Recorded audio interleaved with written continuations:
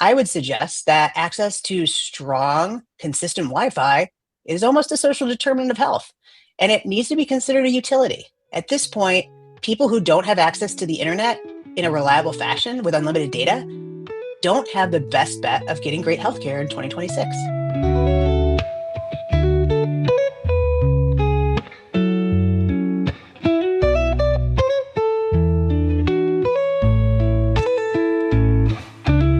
Welcome to Off the Chart, a business and medicine podcast featuring lively and informative conversations with healthcare experts, opinion leaders, and practicing physicians about the challenges facing doctors and medical practices.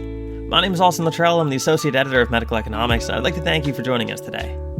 In today's episode, Medical Economics Managing Editor Todd Shryock sat down with Dr. Sarah Matt, a practicing physician, health technology strategist, author of the Borderless Healthcare Revolution, and a recent addition to the Medical Economics Editorial Board.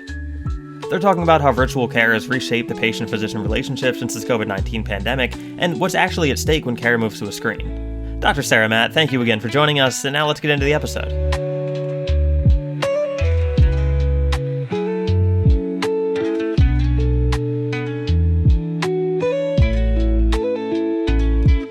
Dr. Matt, thanks for joining me. Well, thanks for having me today. I'm excited to be here. So, to set the stage, how has the rapid expansion of virtual care kind of changed the way that clinicians interact with patients compared with traditional in-person visits? So it really depends on the practice and specialty. But what I'd say is that since the time of COVID, as you mentioned, virtual care has been expanding at an exponential rate. But it really depends on what kinds of doctors are seeing what kinds of patients.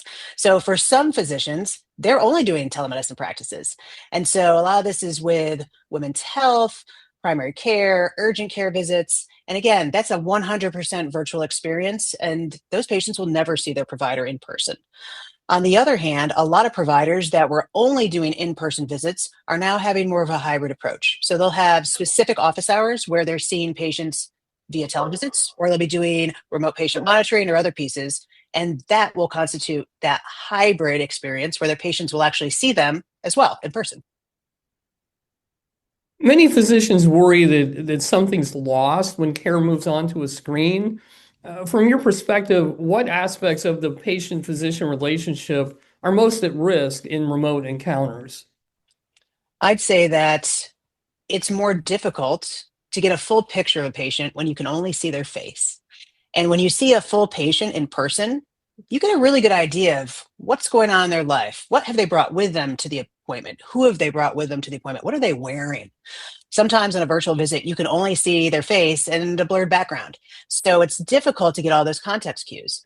At the same time, it's hard for your patient to get context cues about you. As an example, I am so tall on Zoom, but I am not in person.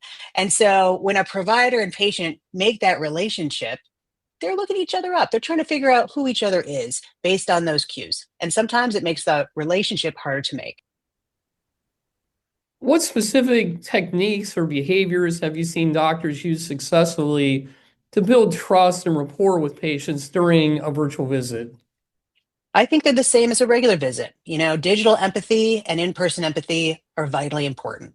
Just because we have technology in the middle doesn't mean we can't produce a relationship. So as an example, Todd, we've met for the first time just recently, and I feel like I could give you a call, no problem. And it just depends on that rapport we bring back and forth. So instead of just checking all the boxes during a visit, whether you're in the office or on the computer, make a relationship. The small talk is important. Understanding that you're listening is important. And whether that's you face-to-face with the patient in your office or you over a televisit, I think that they both vitally matter. How important is preparation on the doctor's side, such as reviewing records, setting expectations, or managing the virtual environment to making remote visits feel more personal? So it's really difficult. You have to remember that doctors are people too, and they are actually being pushed into an environment where the docs have to see a certain number of patients every day. They don't have nearly as much prep time as they would like, whether it's in person or virtual. They don't have nearly as much control over their environment in person or technically as you would like to as a doc. So I think it's important to do what you can to prepare, but you'll have to remember that in a regular practice setting, most physicians will be essentially looking at the chart right before they go in and see the patient. Some people are very lucky, depending on their specialty, to be able to review them the night before or early that morning, but it really depends on the specialty. So for the best visits, everyone needs to be prepared, the patient and the provider. And for the best visits, it needs to be a clean and welcoming environment so that everyone can have a great discussion and feel open and have that trust built. Are there particular patient populations or certain scenarios where virtual visits can actually enhance communication or engagement compared with an in-office visit? That's an interesting thought process. And Todd, I will tell you the answer is yes. So it's interesting. During COVID, they use a lot of, we'll say, virtual discharge nurses, even within hospitals. And what was found during those studies was that older adults actually found that looking at an iPad was a lot easier for them because they could turn the volume up. They could read lips. Sometimes they could use a transcription because they didn't quite understand the words that were coming out of their mouths. So I'd say there's lots of different scenarios where having those other cues and abilities to communicate are really helpful. We forget that even in person, sometimes it's hard to concentrate based on the environment. Sometimes it's hard to remember everything. And when you're in a virtual environment, I can have my list right here on my desk as I'm talking to my doctor. I can also, take a deep breath on mute. There's no mute button when you're in person. And so I'd say there's absolutely lots of reasons. And the other one is that I didn't have to drive to your office today. I didn't have the stress of commuting. I didn't have the stress of having to bring my kids to daycare. All those different pieces that I think we don't necessarily think about in a minute-to-minute basis, but it really matters to the patient. Shifting to equity, what role do you see virtual care playing in addressing the long-standing disparities that we see in access to health services? We don't have enough time for that whole conversation, Todd. But what I would say is that when you think about telemedicine, virtual visits, digital health, I'm hopeful that it'll bring the basement of care up so that more people, whether they're in urban settings, rural, in whatever economic category, you name it, all patients should be able to get a better access than they had before. So whether you're a block away from a doctor's office or a gazillion miles away, hopefully virtual care, remote patient monitoring, and the other tools that we're bringing to bear will assist you in finding new ways to get the care that you need. However, I will say that there is an ever-increasing visualization here on the fact that not necessarily everyone has access to those tools. So whether you are urban poor or in a deeply rural environment, the infrastructure may be lacking. I would suggest that access to strong, consistent Wi-Fi is almost a social determinant of health, and it needs to be considered a utility. At this point, people who don't have access to the internet in a reliable fashion with unlimited data don't have the best bet of getting great healthcare in 2026. Yeah, I was going to ask about that because having access or the ability to do a virtual visit is one thing, but if you don't have you don't have the computer, you don't have the bandwidth, that's a whole nother level of barrier that we have to figure out a way to overcome. So I used an interesting analogy in a talk I gave yesterday. I'm in upstate New York. We get a ton of snow. And even if you have an amazing virtual platform and you can have remote patient monitoring, a telehealth visit, all the things, someone who lives on a really long road up a big steep hill in the middle of a snowstorm, it doesn't matter how great your AI is. It doesn't matter how great your platform if the road goes unshoveled and you can't get an ambulance to someone who needs it. So there's lots of different barriers that are beyond the technology that we really have to consider.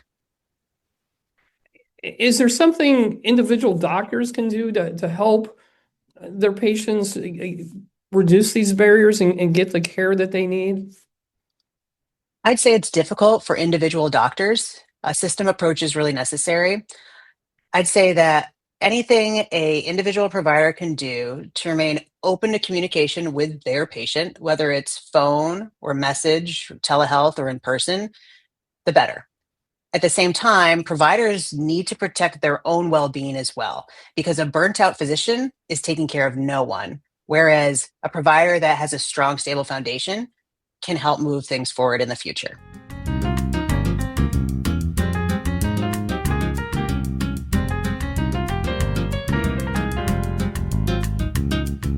Hey there, Keith Reynolds here, and welcome to the P2 Management Minute. In just 60 seconds, we deliver proven, real-world tactics you can plug into your practice today, whether that means speeding up check-in, lifting staff morale, or nudging patient satisfaction north. No theory, no fluff, just the kind of guidance that fits between appointments and moves the needle before lunch. But the best ideas don't all come from our newsroom. They come from you. Got a clever workflow hack, an employee engagement win, or a lesson learned the hard way? I want to feature it. Shoot me an email at kreynolds@mjhlifesciences.com with your topic, a quick outline, or even a smartphone clip. We'll handle the rest and get your insights in front of your peers nationwide. Let's make every minute count together. Thanks for watching, and I'll see you in the next P2 Management Minute. How does digital literacy on both the patient and doctor side factor into whether virtual care helps or harms equity? There's lots of different things that could increase the disparities in care. What I would say is that from a digital health perspective, if we think about patients first, some patients use digital health, use digital tools, use AI every day. And we're seeing a lot of younger generations being able to pick it up a lot quicker. The provider space is not that much different. So when I went to med school, they gave me a Palm Pilot and we thought it was magical. It was, the best technology at the time. And today, I'd say we're in one of the first generations where the most senior providers may not be able to give the best advice to new graduates and trainees about how to use the technology the best, because they may not be as agile with it as some of our new grads. So there's definitely a learning curve for everyone. But I would suggest that this just means that in our communities, we need to lean on people from all generations and different kinds of people. So whether you're teaching people how to use the internet at the library or putting up a pop-up in a grocery store or a church, figuring out how to bring people from different parts of life, different ages, different everything is going to be helpful because they have different thought processes and different expertise. The same is true in the healthcare side on the delivery part of the business. Healthcare is not just our senior leaders making all the best decisions. It's about bringing the expertise from all levels, whether that's doctors, nurses, MAs, as well as med students and trainees, and our most senior providers too. So what responsibilities do physicians have to adapt their communication styles or workflows to meet patients where they are technologically or culturally? It's hard to put all the responsibility on the provider as an individual, because you have to remember that most providers are working within a large system, and a large healthcare system has dictated the electronic medical record that's being used, the technology that's being used, et cetera. So to put the onus directly on a physician is a difficult one, because we are putting a lot of things on the provider. Not only do they have to take care of a patient with amazing hospitality and experience, but they have to stay completely up to date on all the medical literature and. So instead, what I would suggest is that healthcare systems need to be responsible for enabling their providers to give a great experience, enable their providers to use things that are not so complex that it takes away from care. Looking ahead, what design choices in virtual care platforms or care models are most critical to ensuring that remote care truly supports equitable, patient-centered care? I think the trick here is that people forget, whether they're in the tech side and vendors or in the healthcare delivery space and leadership, that it really doesn't matter what they think is the right thing to do. They have to actually ask the patients. And so whether we are addressing the needs of rural farmers, urban folks that take the bus, refugees that don't speak English, whoever it is, if you're trying to solve problems on behalf of that group, you should be including members of that group into your advisory boards. Otherwise, you are literally flying blind. So instead of just assuming you know what's best for everyone, ask the people who are going to be impacted the most. Yeah, I think we've all seen technology that was obviously never tested with the people that were actually going to use it. And I would argue that sometimes our healthcare policies and the way that we deliver care also helps with billing codes or helps with schedules, but it may not help a patient actually get the care they need. So it's not just the tech, it's the whole surround. If you could give physicians one guiding principle for using virtual care to strengthen patient relationships while reducing disparities, what would it be? Be flexible. Some patients are going to do great with virtual care and some won't. It's not a one size fits all. And it's not a one size fits all for you too. Some providers are going to find they get great results and experiences for themselves with patients, and others are going to find it's just not working really well for them. So be flexible and understand where it meets needs for patients and meets needs for the provider too. Is there anything else that you would like to mention that we haven't talked about? So I've spent a lot of time this past year writing my book, The Borderless Healthcare Revolution. It's a national bestseller. And for me, it's a blueprint on how to bring access to bear in the American healthcare system in particular. I wrote it so that we could bring better access to everyone. No matter who you are listening to this today, everyone has a terrible access story. So I'd encourage everyone to read that roadmap and think about what's the one thing they could do to improve access today. Very good, Doc. Thanks for joining me. Thanks for having me, Todd. I appreciate it.